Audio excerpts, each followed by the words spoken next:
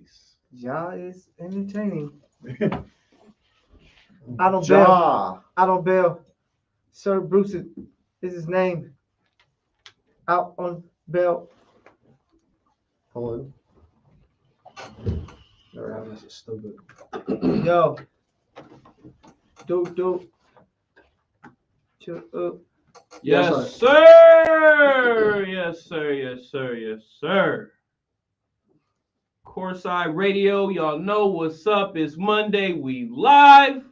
Full stew. Still got the whole gang here. It's your boy Bruce Courtside. We got some things to talk about. Big weekend, big Sunday. As you can see, long faces all in the studio. The longest of them all. They're hurting. We got a dancing man though back here. He dancing too. But again, And I can't it's your boy Bruce Courtside, and we're gonna kick it to the PG. We're gonna go and take his coin flip and OT for the W. Hey man, shout out to the USFL on its way. I can't wait. My favorite squad gonna take it home there. No man, Courtside Radio. We are here, man. Mykell, the PG, the one and only, the Magic Johnson of the show, to make sure this thing is show time. Every time you tune in to Courtside Radio on a Monday or a Thursday. But it's Monday today, the show that makes your Mondays great. A lot to talk about, man. Didn't have a fun day yesterday. Got on the plane up 21-3, got off the plane down 24-21. So crazy world that we live in. But across the table from me, I got my guy, the one and only, I guess we're part of the Loser Club, I guess. Elam, E-Money, what's up, Eric? Yo, what's up? First and foremost, bang, bang, Niner gang. Y'all know what time it is. It's your boy, Elam, the chocolate boy wonder. Man, we got the peanut gallery in the house today. It's man, see, you threw me off the Lamb DeLorean. That's who I am today. Hey, man, it was a long weekend. Shout out to the Los Angeles Rams. They just won the Super Bowl because the NFC Championship game, winner that's going to win it. So shout out to the Rams, man. Hey, I said it's the, it's the runner-up bowl, so let's see if the Bengals will come through. But we're going to talk about all of that later on today with this show. Shout out to our guy, the one and only, Himes, LA. You can find on social media everywhere. From the mean streets of Beverly Hills, Alex. Hi. Shalom, ladies and gentlemen. It's good to be back in the studio. I'm here with the guys. We got a lot of hoops to discuss, and you know what makes me so happy, gentlemen? Knowing that I don't have to hear about the Chiefs anymore. This is a great part of the year. I said it to everyone I know. The one thing I don't want to deal with is Mykell talking about the Chiefs going to another Super Bowl. And Joe Ohio stepped up and saved us. Hey, shout out. You still got 15 years in this conversation. So oh my God. Yeah, 15 years of you listening to the Cincinnati Bengals dominating the Chiefs. Let's go, Bengals. That's a one-off, but we're going to talk about it. And of course, next to me, the most exciting guy on today's episode, our guy, Mr. Inglewood himself, Mykell. What up? What up? It's Big Mike out of Pappy back in the stew live just for you. And you already know what it is. When it's Courtside Radio, we got that raw, real sports knowledge. It's something like Barbershop meets Sports Center. Every time we got something new for you. And we appreciate you for tapping in. Y'all know what it is, and it was a big Sunday. My guys already talked about it. I'm just appreciative. You know, I'm just loving life, and we was gonna make it happen, Captain. I told you a long time ago. No, yeah, it was about that time. You pay all that money in draft capital, you better make it. Yeah, right. Back-to-back home games for chips. I'm just saying. This man had a whole soliloquy planned out coming into the show. I'm telling you. That was the same intro from last week, but it's just a different vibe. We feeling lovely. Y'all know what it is. It's Courtside Radio. If we were any closer, we'd be in the game, man. In the game, man. So we want to take you into the game, but I want to ask this question to my guys. So we have the excitement of the NFL playoffs, one of the better playoffs that we had of all time. And the takeaway from this is that why we're talking so much NFL because how great the postseason was and not talking NBA? Or has this just been a very lackluster NBA season with not much, like what are the big storylines other than Clay returning, which was huge? What are the big storylines? We'll start with you, E. Is it the NFL's power and the greatness of the playoffs that's occurred with in the new week 18, or has it just been a lackluster NBA season? I think it's twofold. I think the NFL is king because of the scarcity of games. It's not like they play 82 games. It's only 17. And if you qualify for the tournament, you got to win 3 to 4 more in order to raise the Lombardi. So just in and of that, there's a certain level of intrigue that just surrounds each game. Each game has like a certain level of importance and like just gravitas to it. Whereas with the NBA, you can miss half the season and pick up around the All-Star break, Christmas, and be like, all right, cool. I'll figure out what's been going on. But in terms of storylines, man, like the NBA they started off with one in terms of the Lakers. Yeah. Building a super team, and that has like been beyond lackluster. A disaster. And if anything, because it's been such a disaster, that's been the talking point.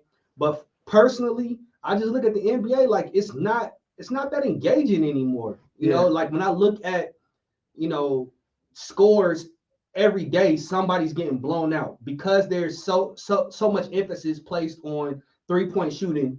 You can have a lead that's 25 points and then go cold in the second half and then come back. And that's just not something that I don't want to just sit there and watch people chuck threes all day. Nah, that's real. And so I think a lot of people are just getting turned off to the new style in which the game is played. There's no more, back to the basket big men that are dominating. The mid range is man, y'all, Bruce. Shout out to Bruce on the on the 2. See walking with it. There's just a scarcity of mid range. So it's like everything is either a dunk, layup, or a 3-pointer.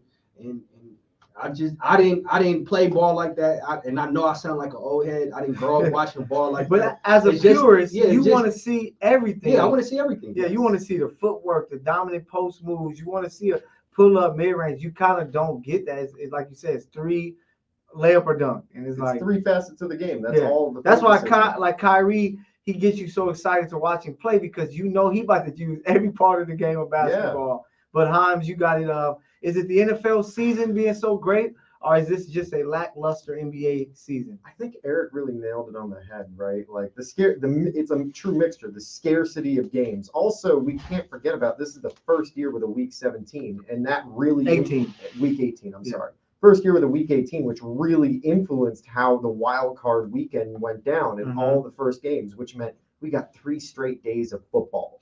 Exciting beyond belief. And that and it only draws in more attention. Then you look at the NBA season, and realistically, it's a snooze fest. I mean, we're all talking about how Andrew Wiggins is a storyline for being on the All-Star team, and yet the one thing we all agreed upon was the one storyline this year that got us all to tune in was Clay's return. It's just rough to watch, and I think it's also kind of a hangover. Think about what we just went through. Went through pandemic bubble with basketball, and then immediately had to turn around to another NBA season. Right? It's been nonstop basketball basically for the last year and a half, 2 years. Okay. So you're getting so much oversaturation from the NBA, and then you're getting only minimal football once a week in general. Then you're getting a new shift in the football playoff atmosphere, which only made it that much more difficult to discern the two, right? Yeah. I can't tell you enough how I think that it's not necessarily one being greater than the other. I think that it's a true blend and a mixture, but I do want to harp on the fact that this is one of the biggest snooze fest NBA seasons that we've had in a very, very, very long time. Okay. And it's a shame to see how basketball has really kind of morphed and blended into this strange game. And I know that a lot of it has to do right now specifically with COVID and then injuries, right? You're having guys that are unavailable because a test tells them that they can't play, not because they're physically unable for the most part, right? Yeah. Because they're unable to go in and be in contact with other guys, which means we're getting a lot of G Leaguers and a lot of random guys, and we can't make that association with the teams. Yeah. The storyline is that much more difficult to buy into your team or a team's physical body of work and really connect with that squad. Yeah. So it's that this season's boring. And that football, as he said, is king again. All right, Mike. So, what was your thoughts? Is it the greatness of the NFL season, or is this just a bad NBA season to watch? The NBA season's been tough to follow because you really don't know who's going to play night in, night out. That's why I love Haim said that right before me because I've been plotting on that. Like, bro, it really sucks because you don't know star quality that you should be paying for as ticket holders or consumers. If you go into an arena and you want to see the star player, they send out and they're subs from the G League. Yeah. You have people coming off the streets.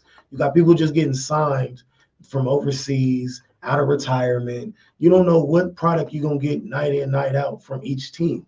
So it kind of hurts, but... Hey, Bruce, check something for me. Check the cam settings on YouTube, please, sir. Let's see. Shout out to everybody listening. This is Courtside Radio. You here with your guys. The point guard, Mykell, the PG, Big Mike out of Pappy, Bruce on the ones and twos. We got Alex Himes from the mean streets of Beverly Hills and your boy Lee Lamb. Yes, sir. What's up? I already know sorry about that, YouTube. We're crisp now. We just had to fix that up. Shout out to Jackie, man. Mykell, everyone on here. This is Courtside Radio. Courtside. But Mike, you got it, man. Finish that take for me, sir. So we're gonna start off back with what's good from the wood first off. And but it's been a lackluster season, and you don't know which product you will get night in and night out. So it's kind of hard when you see and you want to pay for it to watch the stars that you want to see, and they really aren't showing up due to COVID, due to just personal issues, and due to being a team, like there's so many teams being deficient of players, talent consistently being able to be on the court and availability. And this NFL postseason has been tremendous. Bonkers. It is understatement. Do you understand that for last week they had the first time that 3 games were won. Four. Yeah, on the last play of the game. Yeah. Everything's going down to the wire. Everything is a damn competition. And the Chiefs lost. And that Mykell, I just want to remind you. That happened. No more Jackson Mahomes. I wanted y'all to win. I say that. No more Brittany Matthews. No more Jackson Mahomes. Another thing the NFL has going for them that the NBA doesn't, there's so much parity. You can literally go from worst to first and first to worst. Yeah. Like last year, Cincinnati was 4-11-1, I believe. You had 2 teams playing yesterday, this weekend, that were in last place last year, the 49ers and Cincinnati. And you have Cincinnati in the bowl, I want to say for the first time since 1988.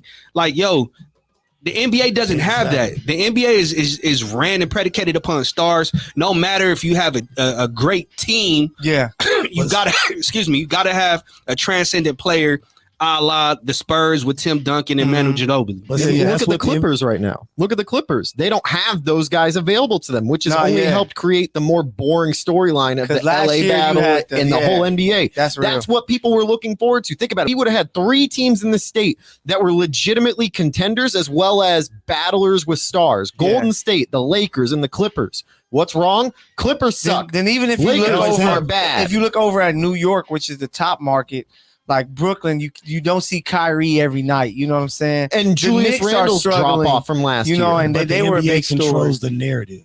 Yeah, they do. Like to say. Remember, we talked about that. That's like you really can, see and manipulate who actually is going to be ahead, and not even just the refs making, paying them off. We already know that on the side, but the NBA can control who's going to win night in and night out for what they want to push their narrative and go ahead and push the storyline week to week. So before we switch gears, I just want to let you know the Celtics beat the Miami Heat 122-92. Bruce, we got to get your take on this.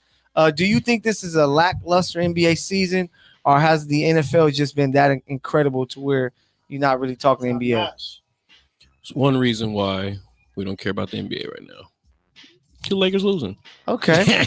I like literally the only reason why. Yeah, I like that. Like, they're still in the news constantly. When you hear a lot of this basketball, LeBron. Yeah. Because he's losing. Mm-hmm. But it's always like this, like this is like the NBA has their games. They kind of come in during the fall when they sneak in a few games during the football season. It's kind of something to watch throughout. Then you get your Christmas Day game for the most part because, NFL owns Thanksgiving right now. Mm-hmm. And then you move into MLK Day and then kick off at the halfway point for All-Star. Yeah. So when we get into this late season, especially starting this weekend, I'm sure we got some primetime games over the weekend, because it's that midway point. Nobody's going to watch the Pro Bowl. Mm-hmm. So false, I'll be there. Nobody's going to watch the Pro Bowl. And you'll be moving on from there. So it's like, if you're not going to, like, basketball takes a turn later in the year when it gets to, like, the games that matter. Yeah. Football is such a short season. You got to give every it all game matters. Like, literally every single game. And, like, it's 2-3 days a week now. So, it does kind of take over. It doesn't have, it's just one day anymore. You don't get just Sunday. Mm-hmm. It's Mondays, Thursdays. With this COVID season, we getting games moved to Tuesday, Wednesday in the afternoon. So, yeah, football kind of had us in a chokehold for a few months. Because you're watching football constantly. Nobody knew you was going to be watching the Raiders and the Bengals in the afternoon. Watching a Monday night football playoff game. on a Tuesday or something like that. Facts. So we were kind of spoiled in a way as football fans this season to where we had a lot of it. So what I think about the whole situation, I just think that in the NBA today, that all of the best superstars are old. I think that they're like old players. Like when you think about the superstars, like if you think about the 2000s, you had a bunch of young guys, and then after that, you went over to LeBron, and those guys are like 27 to 20. You got solidified, 30. and then these you dudes have are all like 30, that's 32 and up. Well, wait, hold on. I think first and foremost, we got to clarify because how are you defining superstar? Because in my opinion, there are only like 4 or 5 superstars in the league. Like it's LeBron, Steph Curry, Kevin Durant, Giannis, maybe AD, maybe James Harden, maybe AD, Jokic over AD, Jokic. Because if that's the case, you can't say that all of them are old. Because Giannis is only 26, 27. I would think of the teams that we came into the season saying that this team should have a chance to win the championship. It was like Giannis, KD, LeBron. Who else did we say on the Kawhi, Chris Paul, Steph. Chris Paul is old, and Chris Paul's not a superstar. Chris Paul is a star, but he's not. He's a superstar. He's not a superstar. He's a solidified. No, he was a superstar that became a star in maximizing his role with his team. That's what he is. Stats are a star, but I think he's a superstar. He's all over the TV, and this is why I said we got to clarify, because a superstar is a box office draw. Regardless of where they go, they are going to sell out. The LeBron is a superstar. He can go to Minnesota. He can go to OKC. He can go to Atlanta. They're going to sell out. Okay. But yeah, I just think that you just don't have any big time stories throughout. All the big stories really came with like a couple of teams, right?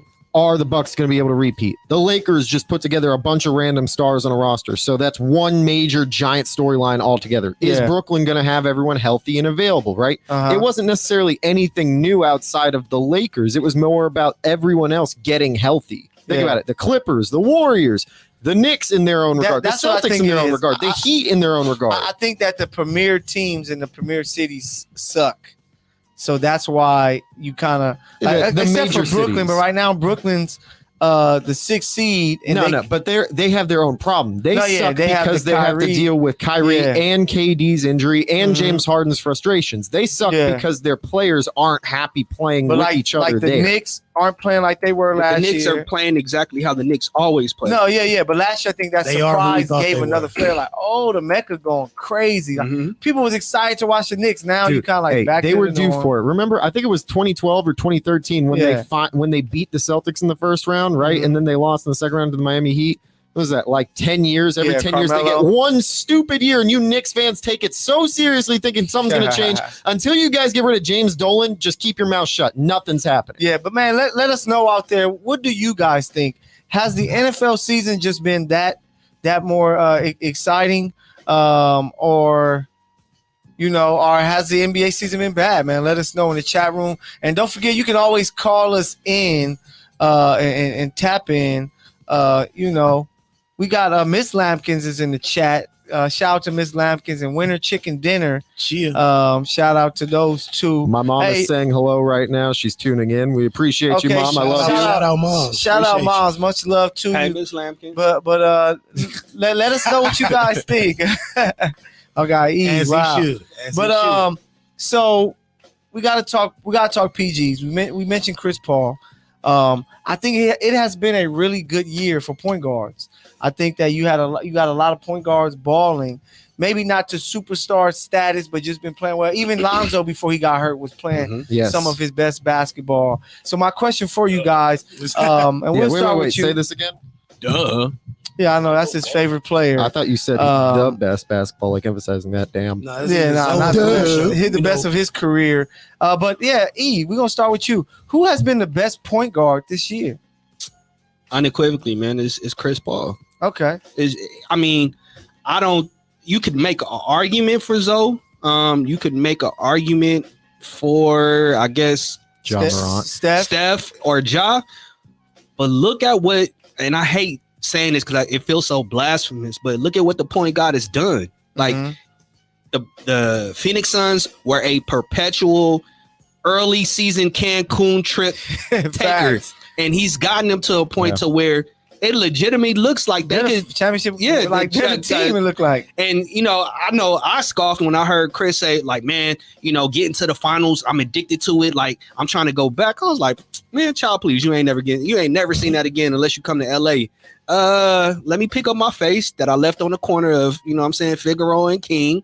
And I gotta admit, Chris Paul is showing why he is a first ballot Hall of Famer. The day he retires, going to just punch his ticket to Springfield. Oh yeah, he's for sure first ballot. He's that guy. But who's your best point guard this year, Hines? Look, I'm gonna sound a little bit of blasphemous myself and go with I think Ja Morant, just the way that he has played. Not blasphemous at all. 26 points a game, and he's got the Memphis Grizzlies, a team that we all poked fun at, thinking that it was going to be a slow uphill climb in the Western Conference, nonetheless, who is stacked, right? You got Denver, you got Utah, you got all these other teams that are still vying to be atop of the Western Conference. And this team is number 3, being led by a guy who's stepped his game up, averaging 7 more points a game than he was last year. Yes. Playing incredible basketball, picking up his stats all across the board, who's actually now able to knock down a 3-point shot and respecting it enough to get the defense to really come out on the perimeter against him. I mean, this guy is doing it all for this team. They played well without Ja for those couple games, remember? Yeah. And then fans were just saying, oh, no, he should sit out longer. Then he came back and he started kicking ass after losing a couple games and getting back in the groove. This team goes as far as Ja Morant will take them. And that's why I think Ja, in terms of just overall jump and how he's been playing, I think Ja Morant has been the best point guard thus far this year. Yeah, and we don't really agree a lot, but I agree with you. Just the fact that Memphis is playing like we didn't expect this. You know what I'm saying? We didn't expect them to be performing this well. They were without what's the other guy? Jaren Jackson. No, not J. Jackson. What's his name? Dylan Brooks. And so we're kind of like, all right, they're gonna be playing to try to get in the bubble right now. They're the 3rd seed in the Western Conference, and a lot of it is Ja's having a D Rose type MVP year. And let's not forget, they traded one of their best players. They traded Jonas Valanciunas, who was the best post presence they had since like early 2010s, like early 2010s, right? And they traded him for Steven Adams. Yeah, and people were like, they got worse. Why would you do that? Yeah, people thought they got worse, but and now they play more up tempo. Yeah, that's the difference. Shout out to Ja tonight, 37-5-5. It was in the L. Case in point, Philly, baby. But don't at me on. He's playing amazing, and I'm going with Ja Morant. Bruce, who's the best point guard this year? I have to agree with Eric. Oh, okay. It's Chris Paul. I like that. We're overlooking, just like we had a conversation last week, they're just overlooking Phoenix Suns right now. Like I said, because we already know they have one goal this season, and it's to get to the big dance. But with the injuries they've had over there. It's to win it. We've been there. I need to win one. But with the injuries they've had over there and him making pretty much anybody that's over 6'9" better on that team, no matter, like, I could put on stilts and probably go out there and get 12 and 8 just dealing with CP right now. Yep. But Yeah, he's just played well, but Ja's right there. Like we said, we've talked about him, MVP. We've talked about how he's played, and like they've gone on these crazy 7, 8, 9, 10, 11, 12 game winning streaks. So we do not want to discount that. But as a team all around, I think Chris Paul just has that effect on a squad that has lost pretty much everything and continued to win. We have seen Memphis look a little bit, out of it when they lose somebody like Bane for a couple games. We know they don't have Dylan Brooks, and they figured out how to play without him, but believe me, it would be a lot easier. They wouldn't be losing games with Ja putting up 37. If they had somebody like Dylan Brooks who's giving you 20 a night. But Steph was MVP to start this season. Facts. Definitely the way he's played before Clay and kind of just dealing with what it is. But one thing I want to say about these guards right now is it's just a guards league, period. No, I agree. Everybody that's under 6'3" right now is balling. I mean, even look at though Van Fleet. Those players don't win you balling. championships, they just have great seasons. It's inflated though, to where every single point guard is putting up numbers. Tyrese Maxey's balling. You watch Quickly in New York. Fox. Fox when he's playing, when he's healthy, it's crazy. Halliburton.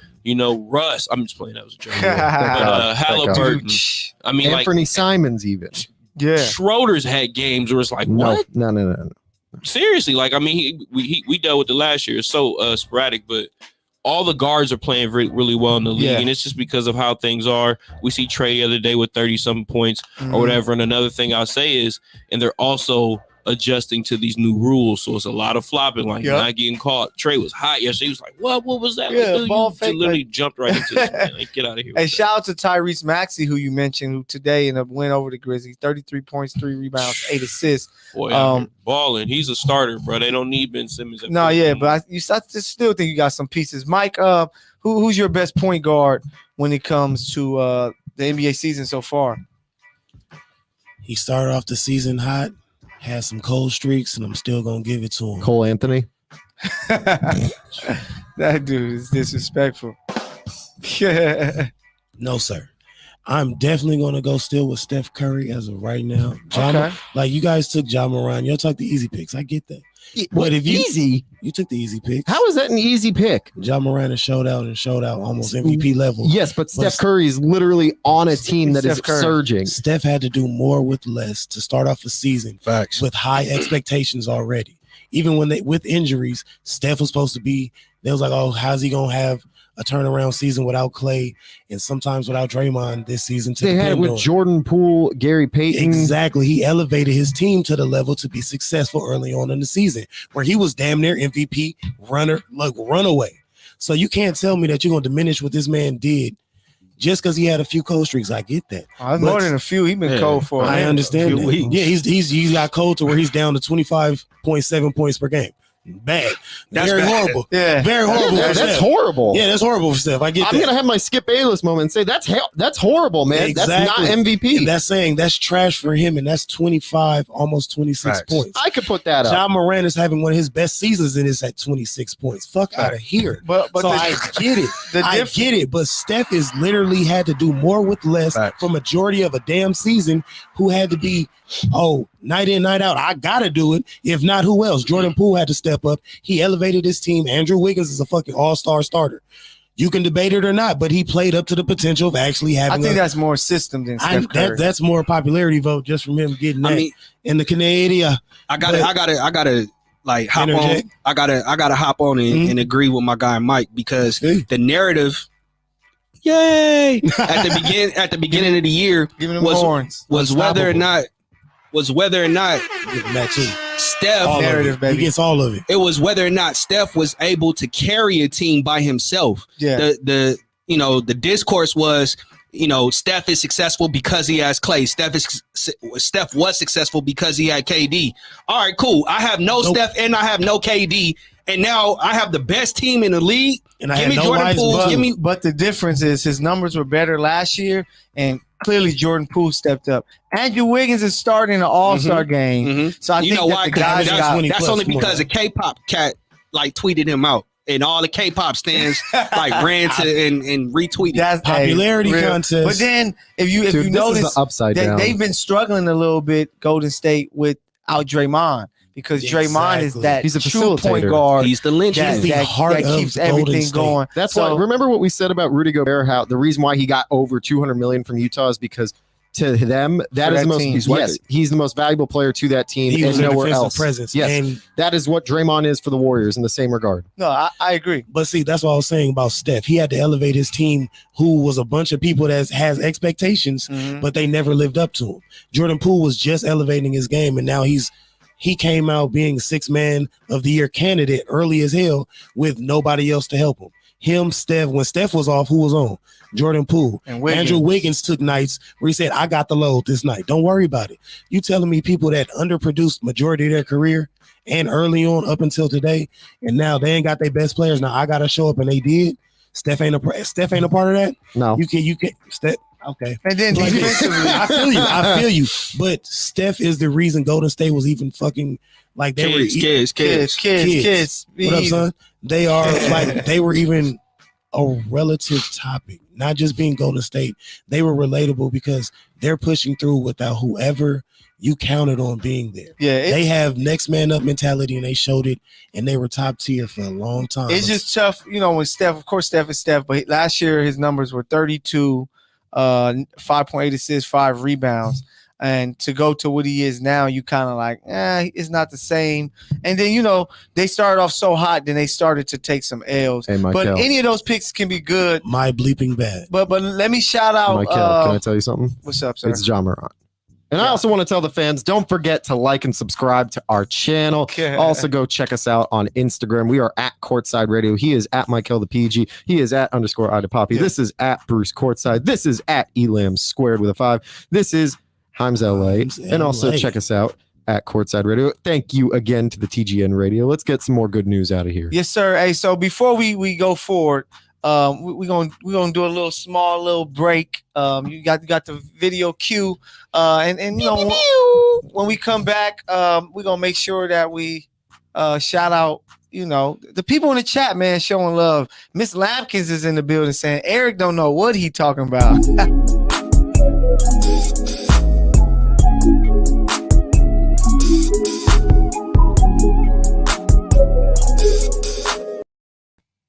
All right, man. Courtside. Hey, so shout out in the chat, man. You got Miss Lampkins who said, who else is worth talking about? LeBron, Steph, Clay. There's nothing new to talk about with CP3, KD, and Steph.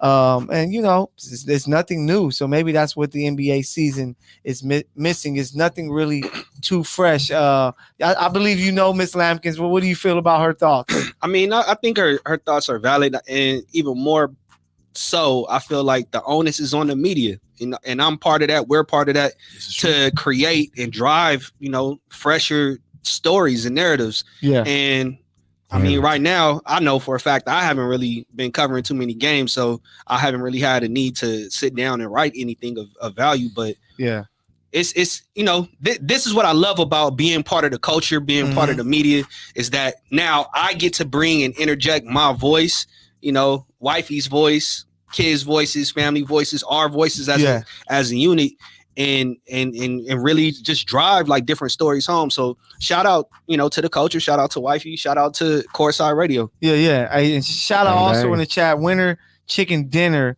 who says Chris Paul, because it's about the wins. So he's not a winner. Yeah, shout out to Winner Chicken Dinner. They winning. Yeah, it's about the wins. This point guard could be a quarterback position, but I'm going with Ja Morant, man.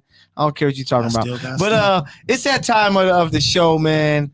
I'm very interested to see what team this is going to be this week. But it's my guy, Bruce, about to go crazy with that Bruce's Team of the Week. Sponsored by Mama Haim's Matzo Ball Soup. Shout out to Mom. Man. Thank you again for the Matzo Ball Soup. Take it away, Bruce.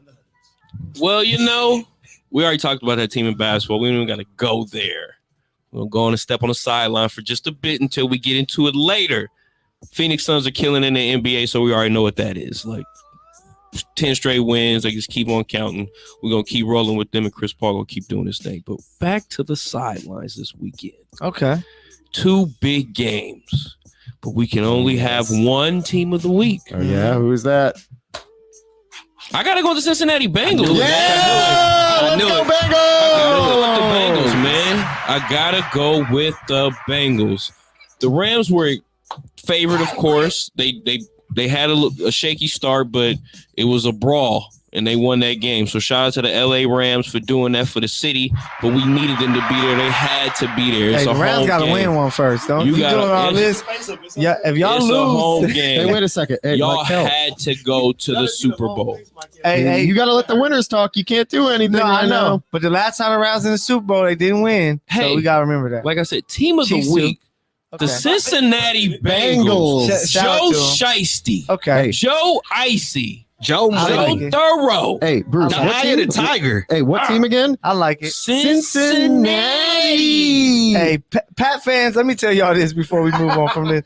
Y'all about to have the longest 12 years of y'all team. Y'all, isn't that cute? He's trying to deflect after that. It's all right. Getting upset by the Bengals. Shout out to the Bengals. He's hurt. Now we gonna be back. We got 15 years. Do you need to go home? Do you need to go home? Do you need to go home, have a glass of wine, and listen to "Burn" by Usher? I mean, let Bruce finish. No, yeah, Bruce, you got Bruce, it. I got you. Just saying, man. All right. Casey gave up a big lead. We talked about the 3 points at the half. It was crucial. It was critical. But they came out. They punched them right in the mouth. Mm-hmm. And then Joe was sneaking out of the pocket, sliding off of the big man, little high step on you for the first with the tiptoe. Like he did it all. He made it happen when he needed to. He drove his team down. And McNasty made the field goals on y'all. So shout out to the Bengals this week, man. That's huge. Like nobody in their world would ever think the Cincinnati Bengals was supposed to win that game. Hey, I know some guy who of the week. Who's the team of the week? Cincinnati. Hey, so that is Bruce's team of the week. More about Joe Shiesty later. Shout out to my guy Bruce. Shout out to that team. Much respect to them. They got a big upset win. Hey, shout out to the true winner. I don't know who that man was, but he bet $20 and walked away with $500K by I'm picking gonna both start betting scores. every score. I'm gonna put like $5 on like 15 different scores this weekend and just say screw it. For the Super Bowl, I'm gonna bet 20 scores. If one of them hit, ching ching. You know what I'm saying? So shout out to that man. He deserves all the love. But it's time to tap in with the culture. First, we're going to start off with the heartbreaking news of Shalise, I believe. Chris, Chesley, my fault. Chesley. I got to shout out to my best friend Shalise out there. Much love to her. But Chesley, Chris, the 2019 winner of the Miss USA pageant and a correspondent for the entertainment news program Extra, has died at age 30. Police are saying that Chris jumped from a Manhattan apartment building and was pronounced dead at the scene Sunday morning. Her family confirmed her death in a statement. Crazy news. Someone so young who looks like took their life, man. And mental health is real. We're gonna figure out more from this story. I'm gonna just say if where she jumped from is 75 feet or higher, you might want to look at investigate. Yeah. Okay. Because don't ask me how I know. I'm with you. Somebody fall from 75 feet, they gonna die instantaneously, and especially like if it's a rooftop or a parking structure or even an apartment building, they fall out the window. It'll look like suicide, but if it's 75 feet or higher, somebody needs to look into that. Okay, that's what I said. So yes, sad story, man. Prayers out to her friends and family. She was only and 30. if there's anyone out there that is currently dealing with personal problems or experiencing those issues, please reach out to any mental health professional or reach out to those close to you because you need to not keep things in. Hit us up on Courtside, man. We would love to talk to you. Either on the show or Instagram. If you just got any issues, man, we got some love for you. And we definitely have some healthcare professionals, mental ones. Like if you need someone to talk to on a psychological level that can really just get your mental right, just a dope ass podcast. As legit professional. Like you definitely need to tap in with the goodness. We have everything you need to say anything but a dream. We do not play with that. Everything that you can ask for in life, we got you covered. Good news, and even more so, if you need people that identify with your struggles personally, you listening to your guy right now, your boy E. Lamb. diagnosed PTSD, diagnosed bipolar schizophrenic. So I understand what it is to be manic. I understand what it is to be depressed. Understand this. You are not alone. It's a tool and a trick of the enemy to make you think that you by yourself on the island. I guarantee you that there's not a problem that you facing that somebody in your circle, or even more so, somebody on this panel can't relate to. I got clinicians in my family, and I will personally connect you with somebody that can help you out. So reach out.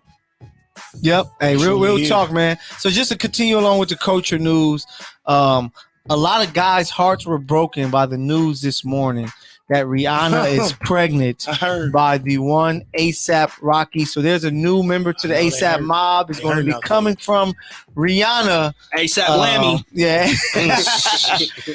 So, man, it's crazy. It's Rihanna having a baby. This next Drake album is going to be incredible. Bruce, I hope you know that this next Drake album is going to be incredible. It's probably going to be called Rihanna. I think A$AP album, the one that's going to be incredible. Man. But you know whose album is not going to be incredible? Who's that? Rihanna's, because you ain't getting one. Nah, yeah, that part. She's a mother now. If you thought the makeup line was too much and all the Fenty underwear, a baby on the way, you definitely got to push back on that album. So how people talk and say, like, where is that Rihanna album? Man, she's singing lullabies right now. No, you know what? I think she actually might drop something. I just think her content is going to change. She'll, opposed to being like poppy, she's going to give you like more like Jasmine Sullivan, even though she can't sing like that. Yeah. You know what I'm saying? She's going to give you like something of substance. She'll give you like give you a mommy album. Yeah, she'll give you some relationship. She'll give you a mommy album. So shout out A$AP Rocky, man. I'll take whatever. You did your thing with that one. But like I always said, when it comes to Rihanna, you know, I'll be a great stepdad. So if that don't work out, man, holla at your boy. Call me, man. Hey, Janet Jackson, her documentary dropped on Lifetime this weekend. She was able to talk about her childhood, you know, growing up with Joe Jackson and giving him his flowers because people talk about so much of the beatings and all that stuff, but she gave him his flowers. She talked about Jermaine Dupri, how that fell apart with him cheating. And it's like, how did he drop that bag? And just a lot of different things that she was able to tap in with the Super Bowl scandal with Justin Timberlake. So shout out to Janet Jackson, a forever legend. Make sure you go and check out that if you can, because, you know, it's pretty dope. And last one for Culture News, Bad Bunny. Shout out to Jax out there, Mysterious Jax. That's her guy. But Bad Bunny was in the Royal Rumble. He was eliminated. He got F5 by Brock Lesnar.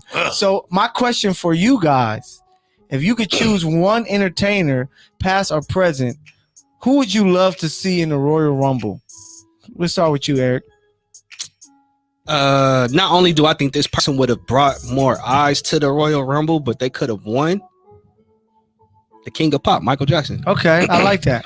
Reason being, A, he's not coming by himself. He got a whole army with him. Mm-hmm. B, all you got to do is moonwalk on somebody, hit you with a hoo-hoo, spin, and hit him with that point, and they gonna fly out the ring. So I think Mike Jack, he would have made some headlines with that. Yeah, we got that in the chat. We got a Michael Jackson vote. So he got Michael Jackson. Who you got, Hans? This is gonna be interesting. No WWE fake scripted actions for me. Mm-hmm. Only strict martial arts, and that's coming from the black belt on the panel. Next, Bruce. Who you got? Yes. Turn it Bruce up. Lee, how did I know? There you go. Bruce Lee, my sensei Emil Farkas. The man who also taught Eddie Murphy the moves for Beverly Hills Cop, the man who trained Spider-Man for the Spider-Man TV show, the man who trained Lou Ferrigno for the Hulk. All of these people that you watched. That's who you want in the Royal Rumble? That is my sensei, the man who taught them all. You want him in the Royal Rumble? No, I don't watch fake wrestling. Are you joking? Mike, no scripted. Mike, who you got? Now we're going with only celebrities. Are we restrict just anybody? No, it can be athletes. Pamela Anderson. You gonna put a crackhead in there? No. Tyrone Bigham. Yes. I would have loved to just. I want Stone Cold back. I don't give a damn what y'all say. Man, I'm talking about entertainers. Here we go. Who would you love to see in a Royal Rumble? Like an athlete or entertainer, other than a real Joe Rogan and Tyrone Bigham. Hell no. You know what? I would have loved to at least seen. Can they be? Are they? If they're deceased? They can be dead. I would have loved to see Kimbo Slice. I feel like Kimbo would have been a nice addition, just because I mean, he had the background to follow. No, he had the buzz. Like when Brock Lesnar and all them came out. Yeah. Once you get a certain buzz behind you, they're gonna will you to win through the script. Okay. So you know what I'm talking about. It's still WWE, WWF, how we started off. And if we just wanted to see them in this Royal Rumble, yeah, bro, Kimbo come out there, that's a sold out arena off rip.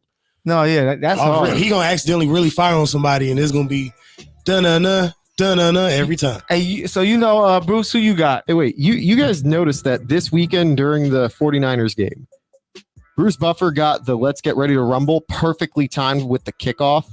Like, you know how I know this is gonna sound off and random, but like, I actually heard it. I was like driving, I think, at the time when the kickoff happened. Perfectly timed. And they were like, wow, like they're kicking, and they're like, wow, that was He like said on the radio. He said Rumble right as the football was kicked. Like, it was perfectly timed for live TV. He's a vet, bro. We talking about WWE. Bruce, who you got in the Royal Rumble, man? Past, present, dead or alive? Heim's not totally wrong here.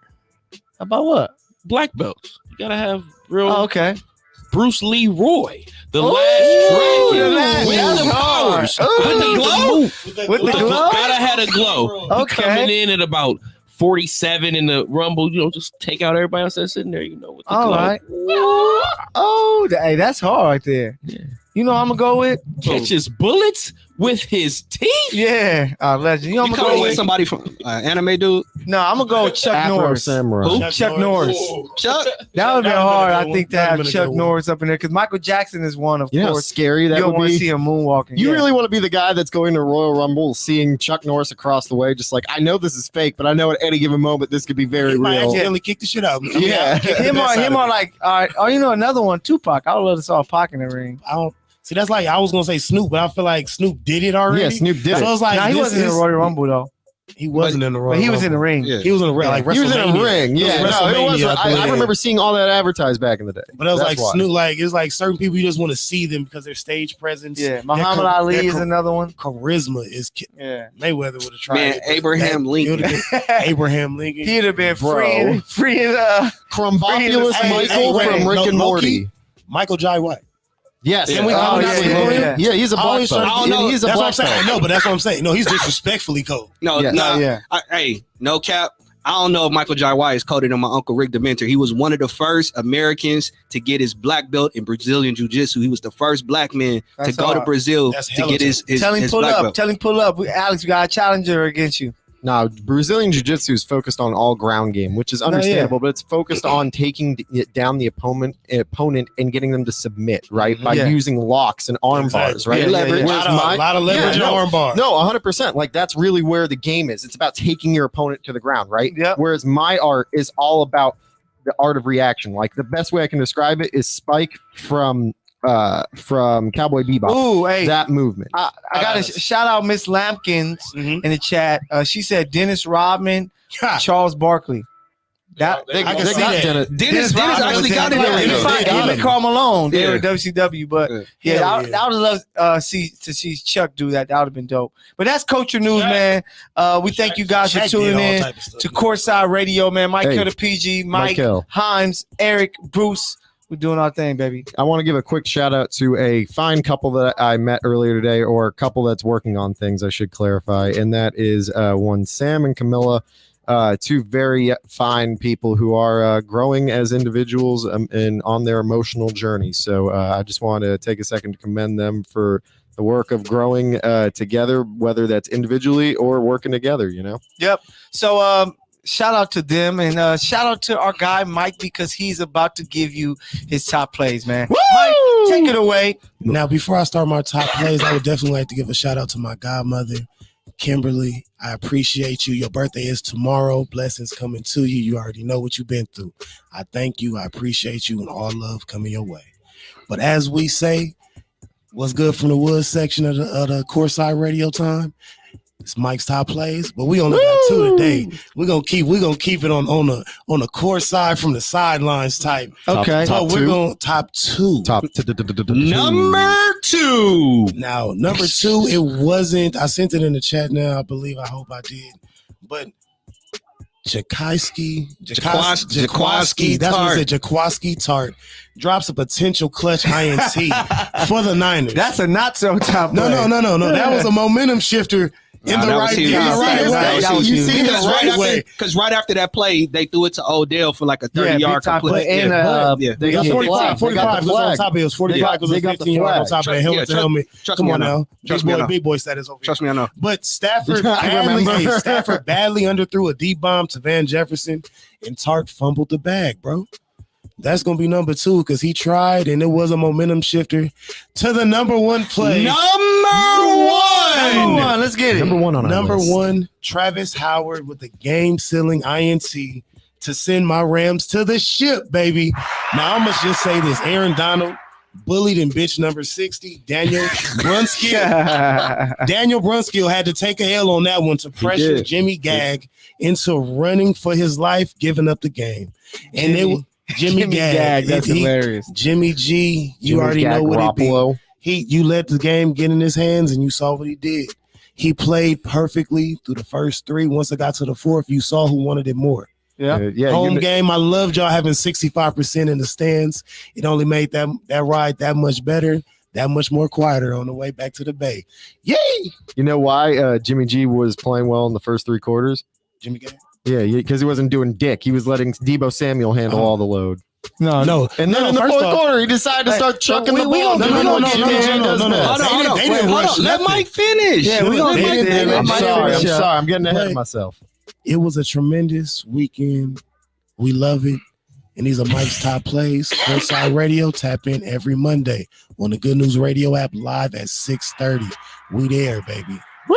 Yes, sir. Mike's top 5. Hey, so make sure you guys check out our Instagram page at Courtside Radio, where you can visually see these plays that our guy Mike drop every Monday.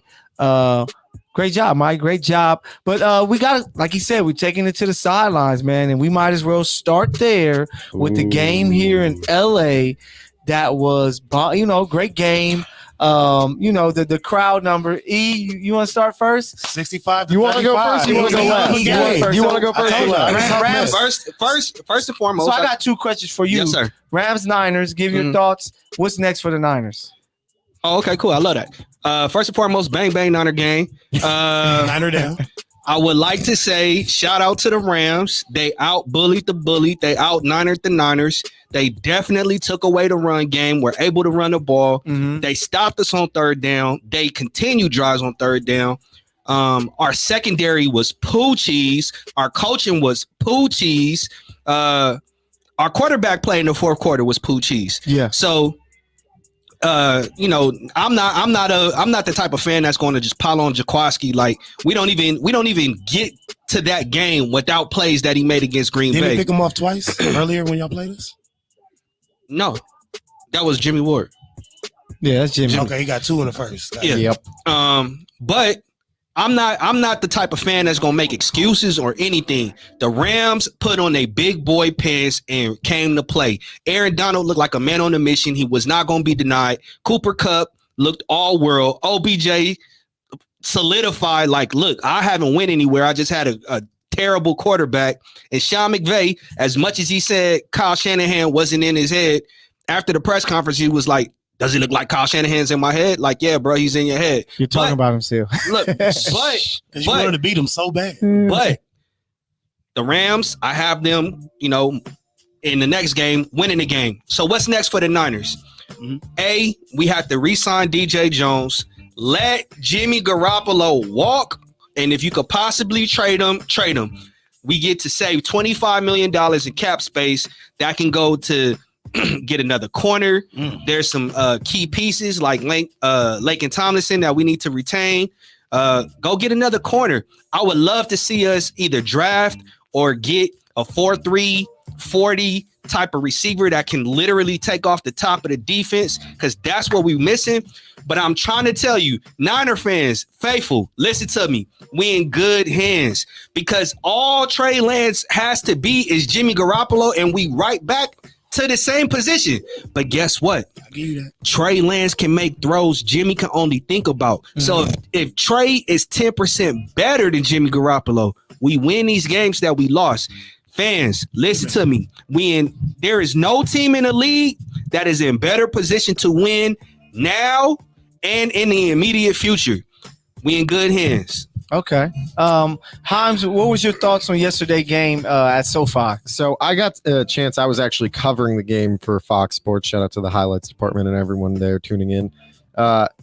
The game itself was pretty self-explanatory. It was kind of actually what I had predicted. It was going to be a lot of running by the 49ers trying to do clock management. And then when things wouldn't work out and Jimmy G would ultimately crumble, things would either go the Rams way or Jimmy G and, well, realistically, Deebo Samuel and then the 49er defense would figure out how to maintain the game and get a win, which it almost looked like they were going to do that.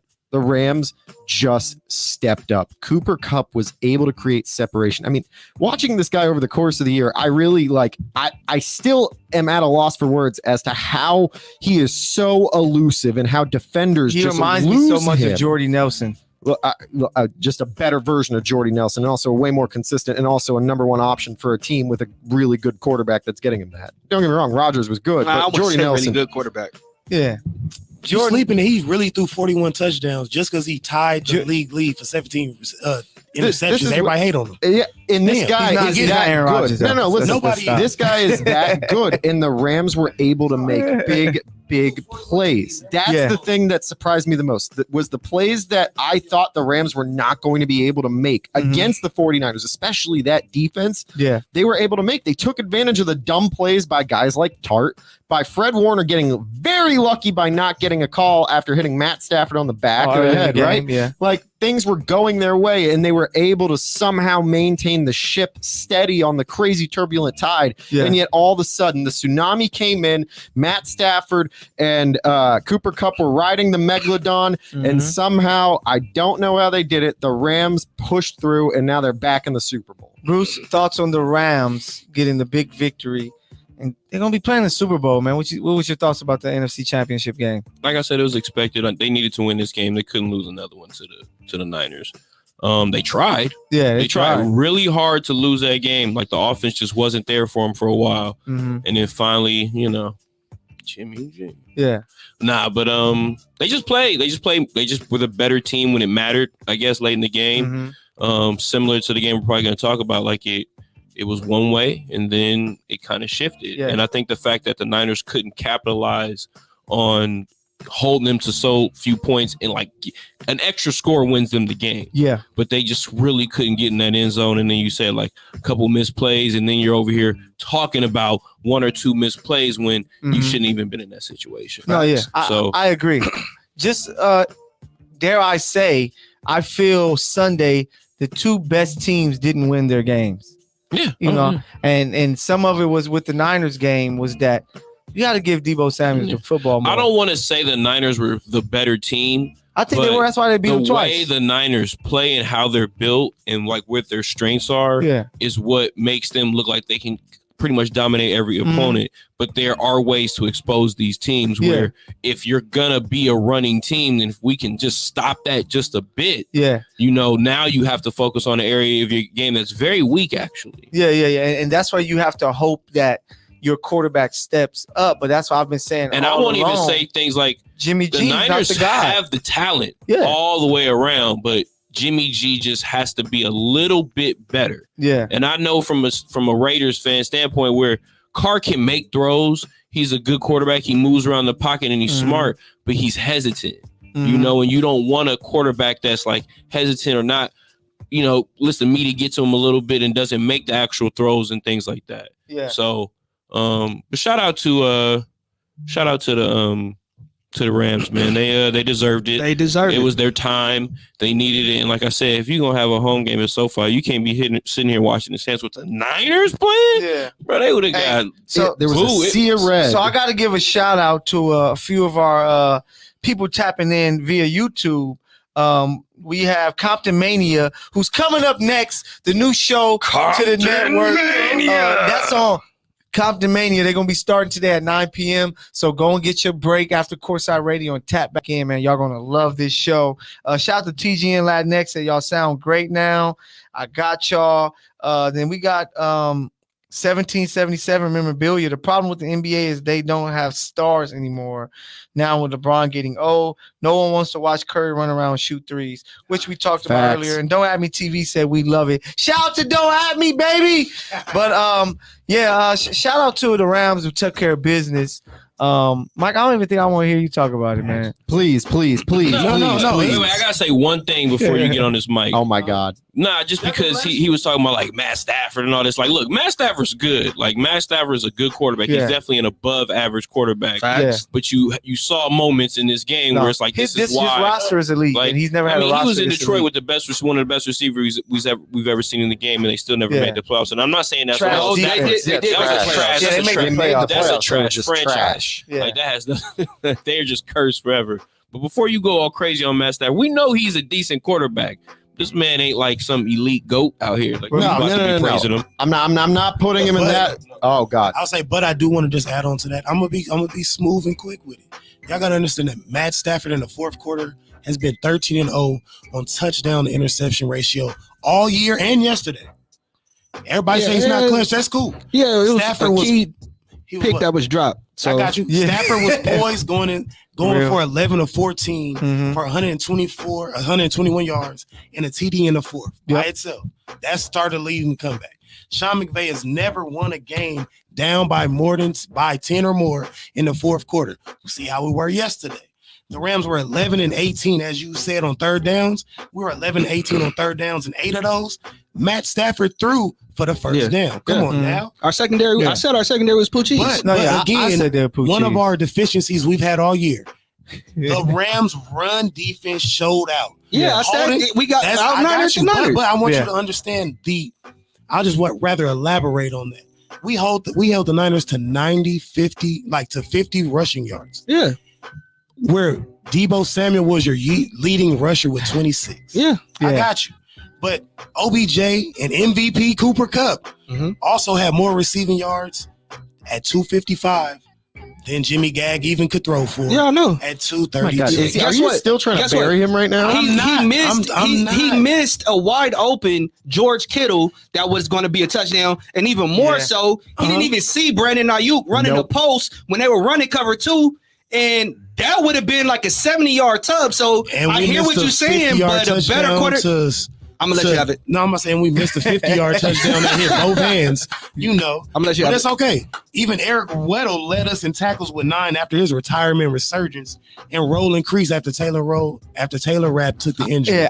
So you understand? It was just a team effort. We showed up in the fourth quarter. We wanted it more. Everybody said, bang, bang, Niner gang. We get that. Bang, bang, I'm Niner gang. I'm going to tell you, time. Mike, I'm going to tell you why you guys won, bro. You guys ran a bear front. And if you don't know what a bear front is, that's fine. I'm talking to people who got you. Yeah. If you don't know what a bear front is, that's 5 men, each one across from the one of the linemen.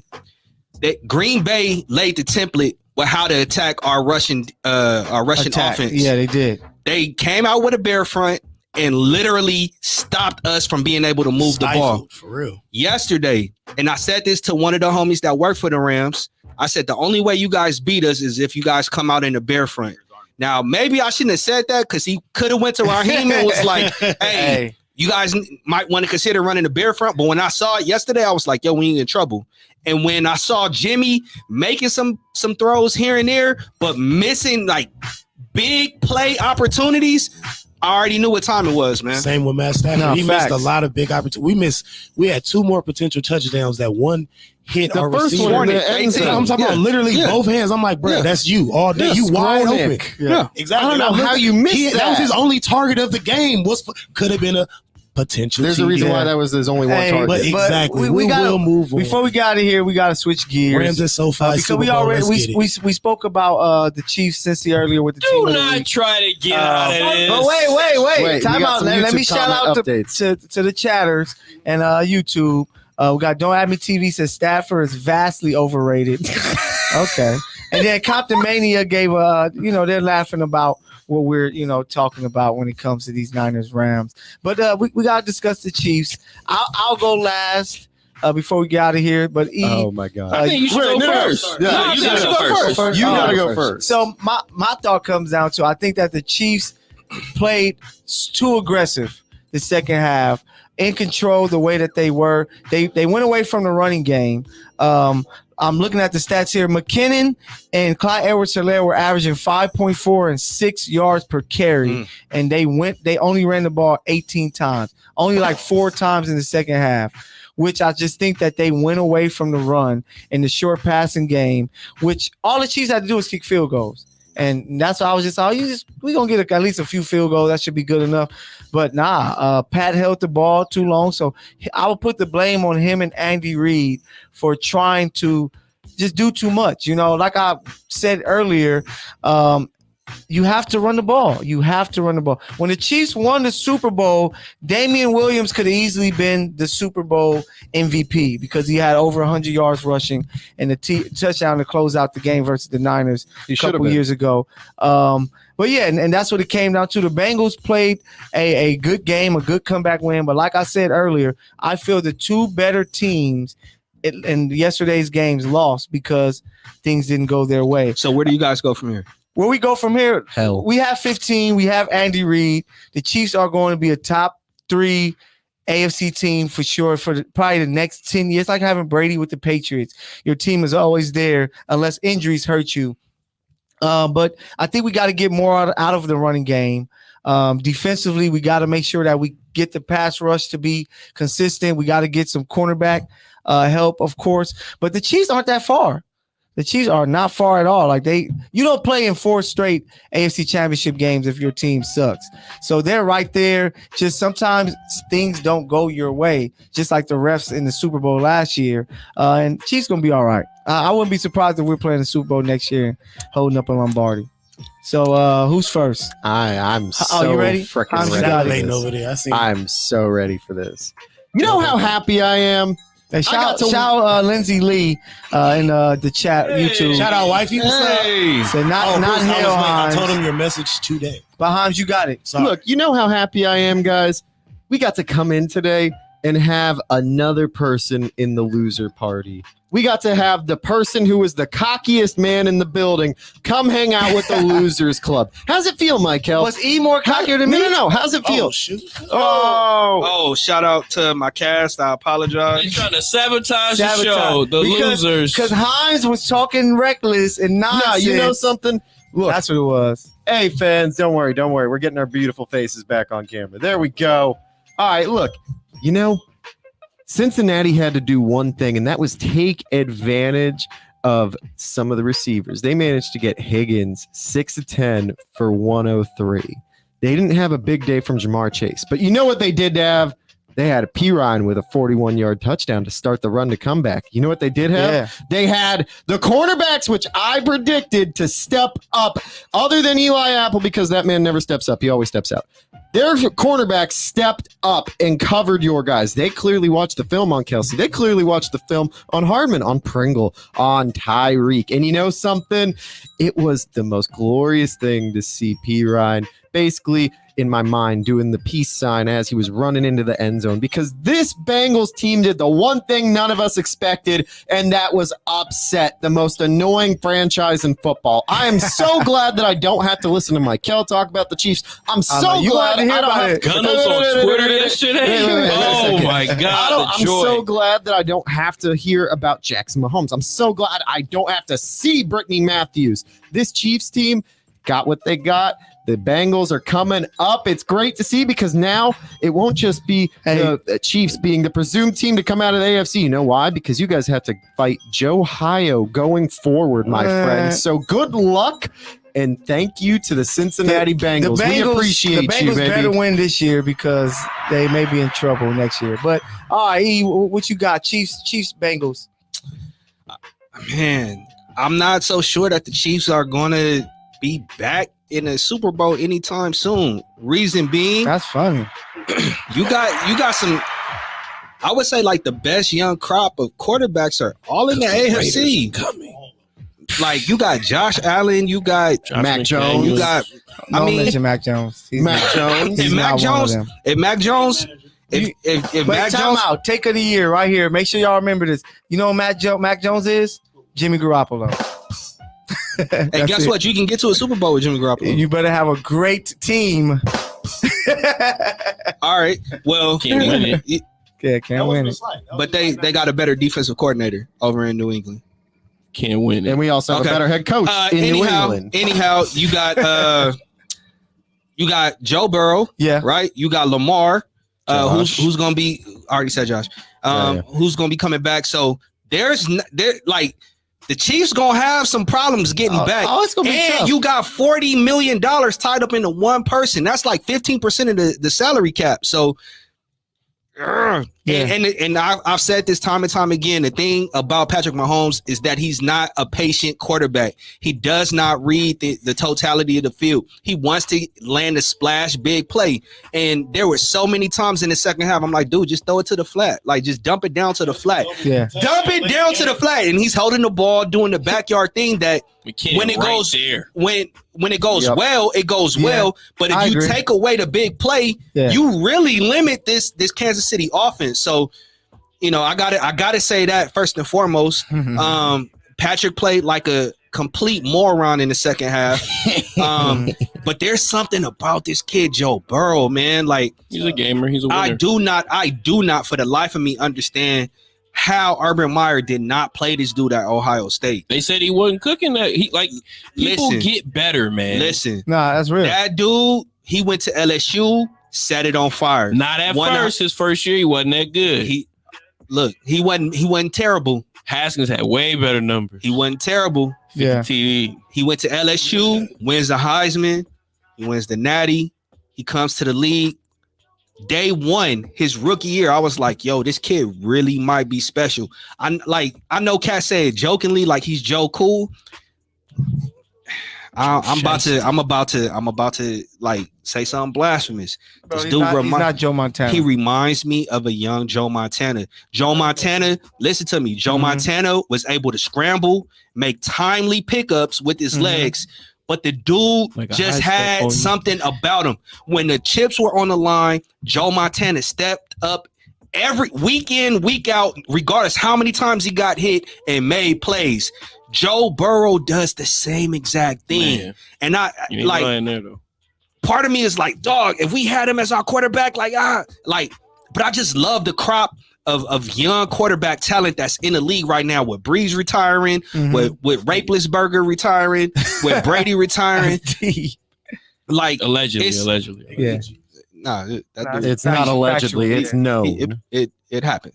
But that new, like you said, that new crop of talking quarterback. About allegedly Brady retiring. With Brady, possibly was sitting on the fence. Brady is on his way out sooner rather than later. I just love where the league is. This young crop of just superstar talent. And it's crazy because I'm watching the game yesterday and I'm like, dog, Aaron Donald might not have that much time left in the league. No, yeah, I know. You see 5 years, that's like quick.